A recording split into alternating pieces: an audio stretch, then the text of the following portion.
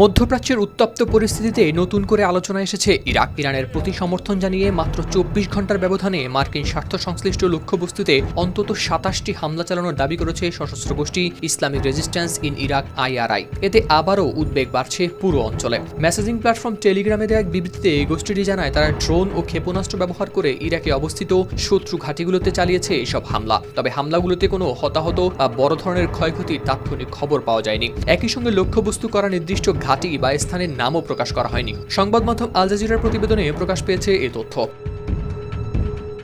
Islamic resistance in Iraq মূলত Iran সমর্থিত কয়েকটি সশস্ত্র গোষ্ঠীর একটি জোট। অতীতে তারা ইসলামিক স্টেটের বিরুদ্ধে লড়াইয়ে অংশ নিয়েছিল। সেই সময় ইরাক ও সিরিয়ায় আইএসের শক্ত ঘাঁটি ভাঙার অভিযানে বিভিন্ন শিয়া মিলিশিয়া গুরুত্বপূর্ণ ভূমিকা রাখে। তবে সাম্প্রতিক বছরগুলোতে বদলে গেছে তাদের কার্যক্রমের কেন্দ্রবিন্দু। গাজা যুদ্ধের সময় ইসরায়েলকে যুক্তরাষ্ট্রের সমর্থনের প্রতিবাদেও এই জোট বিভিন্ন সময়ে মার্কিন স্বার্থ সংশ্লিষ্ট স্থাপনায় হামলার দায় স্বীকার করেছিল। বিশ্লেষকদের মতে মধ্যপ্রাচ্যের চলমান উত্তেজনার মধ্যে এমন হামলার দাবি সংঘাতকে আরও বিস্তৃত আঞ্চলিক সংকটে রূপ দিতে পারে। কারণ এসব আঘাত মূলত পরিচালিত হয় বার্তা দেওয়ার জন্যই, যাতে প্রতিপক্ষ বুঝতে পারে যে তারা যে কোনো সময় পাল্টা পদক্ষেপ নিতে প্রস্তুত।